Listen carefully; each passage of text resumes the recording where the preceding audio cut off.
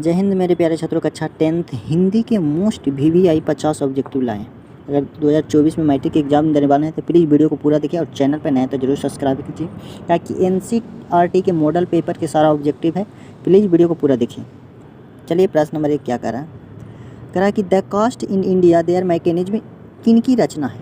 भीमराव अम्बेडकर जी का, कि राम मनोहर लोहिया जी का, कि महात्मा गांधी जी का, कि सुखदेव जी का। प्रश्न नंबर 1 के correct answer Bhimrao Ambedkar, option A हो जाएगा सही। चलिए प्रश्न नंबर 2 देखिए, कह रहा है पानी उतारना मुहावरे का अर्थ क्या है? शर्म न करना, कि पराजित करना, कि खतरे की संभावना, कि मुसीबत टालना। देखिए प्रश्न नंबर पानी उतारना का अर्थ होता है शर्म न करना, ऑप्शन ए हो जाएगा प्रश्न नंबर 2 के।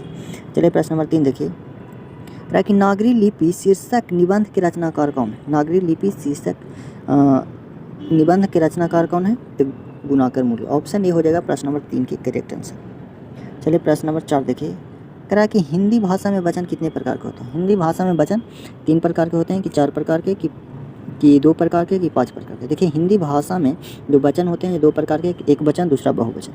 चलिए प्रश्न नंबर 5 देखिए, कह रहा है कि नवग्रह शब्द किस समास का उदाहरण है? द्विगु समास, कि अविभाव समास, कि कर्मधारण, कि तत्पुरुष समास। प्रश्न नंबर 5 के करेक्ट आंसर हो जाएगा द्विगु समास के उदाहरण। चलिए प्लीज़ वीडियो को पूरा देखिए, चैनल पर नए आए तो जरूर सब्सक्राइब कर लीजिए। कह रहा है कि सुलक्षणी कौन थी? गुरु नानक जी की बहन, कि गुरु नानक जी की माँ, कि गुरु नानक जी के मौसी, कि गुरु नानक जी की पत्नी। देखिए सुलक्षणी थी जो गुरु नानक जी की पत्नी थी, ऑप्शन डी हो जाएगा प्रश्न नंबर 6। चलिए प्रश्न नंबर 7 देखिए, कह रहा है कि अग्नेय का जन्म कब हुआ? अग्नेय का जन्म कब हुआ था? 7 मार्च 1911 ईस्वी को, कि 9 मार्च 1913 ईस्वी को, कि 11 मार्च 1915 ईस्वी को, कि 13 मार्च 1917 ईस्वी को। देखिए अग्नेय का जन्म हुआ था 7 मार्च 1911 ईस्वी को। प्रश्न नंबर 7 के करेक्ट आंसर ए हो जाएगा। चलिए प्रश्न नंबर 8 देखिए, कह रहा है कि अभिव्यक्त शब्द में निहित उपसर्ग, कौन सा उपसर्ग निहित है? तो अभी, ऑप्शन बी हो जाएगा प्रश्न नंबर 8 के। चलिए प्रश्न नंबर 9 देखिए, कह रहा है कि किसने कहा था कि अगहन महीने में मंगू ठीक हो जाएगी? ज्योतिषी ने, कि पंडित ने, कि विद्वान ने, कि वैज्ञानिक ने। देखिए प्रश्न नंबर 9 के करेक्ट आंसर डी ए हो जाएगा सही, ज्योतिष ने बोला था मंगू के माँ से। चलिए प्रश्न नंबर 10 देखिए, कह रहा है कि मीनाक्षी मंदिर कहाँ है? तो मीनाक्षी मंदिर तमिलनाडु में, ऑप्शन बी हो जाएगा प्रश्न नंबर 10 के करेक्ट आंसर। चलिए प्रश्न नंबर 11, कह रहा है कि लौट कर आऊँगा फिर पाठ की विधा क्या है? कविता है, कि कहानी है, कि निबंध है, कि साक्षात्कार है।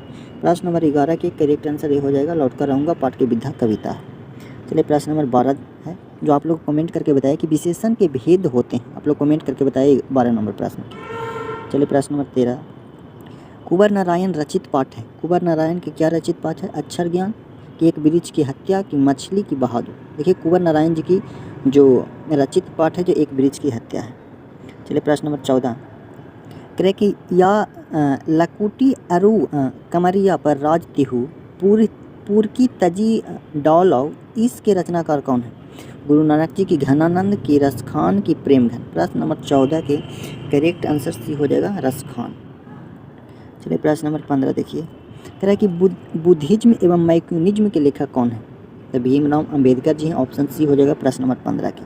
प्लीज़ वीडियो को पूरा देखिए अगर 50 में 50 लाना चाहते हैं तो। संख्यावाचन विशेषण हैं 4, की कला, की थोड़ा, की अधिक।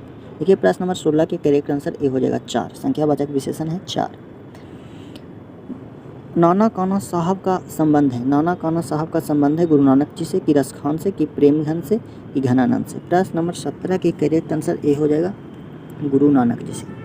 चलिए प्रश्न नंबर 18 देखिए, कह रहा है कि नानुक हमारी के अवशेष है। नानुक जो मानवता के अवशेष है, कि दया के, कि पशुता के, करुणा के। देखिए प्रश्न नंबर 18 के करेक्ट आंसर सी हो जाएगा पशुता के। चलिए प्रश्न नंबर 19 देखिए, इसमें क्या कह रहा है कि आरंभिक हिंदी का साहित्य मिलने लगा है 5वीं से 6वीं सदी में, कि 8वीं से 9वीं सदी में, कि 10वीं से 11वीं सदी में, कि 3री से 4वीं सदी में। देखिए प्रश्न नंबर 19 के करेक्ट आंसर हो जाएगा 8वीं से 9वीं सदी में। चलिए प्रश्न नंबर 20 देखिए, कह रहा है कि अमरकांत का जन्म कौन से ईस्वी में हुआ था? देखिए अमरकांत जी का जन्म जो हुआ था 1925 ईस्वी में हुआ था, आप लोग याद रखिए। चलिए प्रश्न नंबर 21 देखिए, कह रहा है कि भाववाचक संज्ञा का उदाहरण है मोहन, की सेना, की बचपन, की पत्थर। देखिए भाववाचक संज्ञा का उदाहरण हो जाएगा बचपन। चलिए प्रश्न नंबर 22 देखिए, कह रहा है कि किशोर से मार खाने के बाद बहादुर प्रतिरोध करता था कि हंगामा खड़ा करता था कि चुपचाप कोने में खड़ा हो गया था कि रोने लगा था। प्रश्न नंबर 22 के करेक्ट आंसर सी हो जाएगा, वो चुपके से चुपचाप कोने में खड़ा हो जाता। प्रश्न नंबर 22 के करेक्ट आंसर सी हो जाएगा। चलिए प्रश्न नंबर 23 देखिए, कह रहा है कि रूसी जाति के अस्मिता के दृष्टि सुदृष्ट करने वाली साहित्यकार हैं। प्रश्न नंबर 23 है लियो ट्रॉल्स्की कि व्लादिमीर नाकोबर कि दस्तोवस्की की उपयुक्त सभी। देखिए प्रश्न नंबर 23 के करेक्ट आंसर ये हो जाएगा लियो टॉल्स्टॉय। चलिए प्रश्न नंबर 24 देखिए, कह रहा है कि कथक नृत्य के पर्याय माने जाते हैं। कथा नृत्य के पर्याय माने जाते हैं बिरजू महाराज जी की बिस्मिल्लाह खां की जाकिर हुसैन की इनमें से कोई। प्रश्न नंबर 24 के करेक्ट आंसर ए हो जाएगा बिरजू महाराज। चलिए प्रश्न नंबर 25 देखिए, कह रहा है कि भाववाचक संज्ञा का उदाहरण नहीं है भलाई की, दूध की, सुंदरता की, अच्छा। देखिए प्रश्न नंबर 25 के करेक्ट आंसर दूध हो जाएगा जो भाववाचक संज्ञा का उदाहरण नहीं। चलिए प्रश्न नंबर 26 देखिए, जित जित मैं नीलकुपाट के केंद्र में हैं बिस्मिल्लाह खां जाकिर हुसैन की बिरजू महाराज की उपयुक्त सभी। देखिए प्रश्न नंबर 26 के करेक्ट आंसर सी हो जाएगा बिरजू महाराज। चलिए प्रश्न नंबर 27 देखिए, कह रहा है कि अग्नेयी ने सूत्रपात किया छायावाद का कि प्रगतिवाद का कि प्रयोगवाद का कि प्रारब्धवाद का। प्रश्न नंबर 27 के करेक्ट आंसर सी हो जाएगा प्रयोगवाद का। चलिए प्रश्न नंबर 28 देखिए, कह रहा है कि स्वसंधि का उदाहरण है रामावतार की परमानंद कि कविंद्र की उपयुक्त सभी। देखिए प्रश्न नंबर 28 के करेक्ट आंसर डी हो जाएगा उपयुक्त सभी है जो स्वसंधि का उदाहरण। चलिए प्रश्न नंबर 29 देखिए, प्लीज़ वीडियो को पूरा देखिए और चैनल पर नए तो जरूर सब्सक्राइब कीजिए अगर 50 में 50 नंबर लाना चाहते हैं तो। मदन है सोफर का बेटा कि सेन साहब का बेटा कि किरानी का बेटा कि सेन साहब के मित्र का बेटा।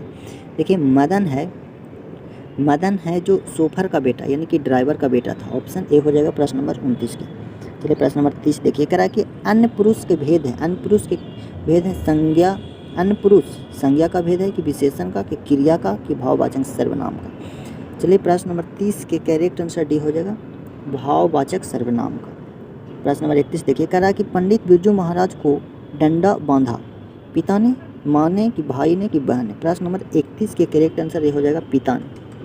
चलिए प्रश्न नंबर 32 देखिए, लौटकर आऊँगा फिर पाठ के लेखक हैं प्रेमघन की घनानंद की अमरकांत की जीवनानंद दास। लौटकर आऊँगा फिर पाठ के लेखक कौन है? तो प्रश्न नंबर 32 के करेक्ट आंसर डी हो जाएगा जीवनानंद। चलिए प्रश्न नंबर 33 देखिए, जो परीक्षा के दृष्टि से मोस्ट भी आई है, कह रहा है जापान पर परमाणु बम गिराया इंग्लैंड ने कि अमेरिका कि चीन की रूस। प्रश्न नंबर 33 के करेक्ट आंसर बी हो जाएगा अमेरिका ने। चलिए प्रश्न नंबर 34 देखिए, कह रहा है कि रोन नदी में है भारत की फ्रांस की अमेरिका की रूस। प्रश्न नंबर 34 के करेक्ट आंसर बी हो जाएगा फ्रांस। चलिए प्रश्न नंबर 35 देखिए, कह रहा है कि दिग्गु समास नहीं है त्रिलोक की भाई बहन की शताब्दी की नवरत्न के। प्रश्न नंबर 35 के करेक्ट आंसर बी हो जाएगा भाई बहन। चलिए प्रश्न नंबर 36 देखिए, कहता है कि लेखक अपने पिता से मछली क्यों मांगना चाहता था? खाने के लिए, खेलने के लिए, कुएं में पालने के लिए कि फेंकने के लिए। देखिए लेखक था जो अपने पिता से मछली कुएं में पालने के लिए मांगता था। ऑप्शन सी हो जाएगा प्रश्न नंबर 36 का। चलिए प्रश्न नंबर 37 देखिए, कह रहा है कि कविता नहीं है अक्षर ज्ञान की स्वदेशी की हमारी नींद की शिक्षा और संस्कृति। देखिए शिक्षा ऑप्शन डी हो जाएगा करेक्ट आंसर प्रश्न नंबर 37 के डी है जो कविता नहीं है। चलिए प्रश्न नंबर 38 देखिए, कह रहा है कि मोहारा नदी शहर से दूर थी 1 मील कि 2 मील कि 3 मील कि 4 मील। देखिए प्रश्न नंबर 38 के करेक्ट आंसर सी हो जाएगा 3 मील दूर था। प्लीज़ वीडियो को पूरा देखिए। कह रहा है कि राजदूत में है तत्पुरुष समास कि अभिभाव समास कि कर्मधारण की द्वंद्व समास। प्रश्न नंबर 39 के करेक्ट आंसर ए हो जाएगा तत्पुरुष समास।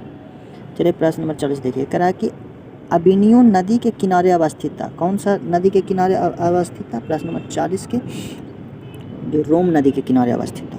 चलिए प्रश्न नंबर 41 देखिए, कह रहा है कि गिरधर लाल हैं सेन साहब का मित्र कि सेन साहब का भाई कि सेन साहब के पिता कि सेन साहब के पड़ोसी। देखिए प्रश्न नंबर 41 के करेक्ट आंसर सी हो जाएगा मदन के पिता गिरधर लाल। चलिए कह रहा है कि सत्तू के मारे काँप रहा था। क्या चीज़? तो सत्तू जो ठंड के मारे काँप रहा था। ऑप्शन ए हो जाएगा प्रश्न नंबर। कह रहा है कि बहुविग्री समास है बहुविग्री समास चार ऑप्शन में से कौन है? तो बहुविग्री समास है जो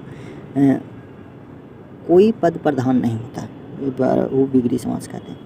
कह रहा है कि मैक्समूलन के अनुसार सर्वाधिक संपन्न और प्राकृतिक सौंदर्य से परिपूर्ण देश कौन सा है? अमेरिका की, भारत की, स्विट्जरलैंड की, चीन। प्रश्न नंबर 44 के करेक्ट आंसर डी हो जाएगा भारत।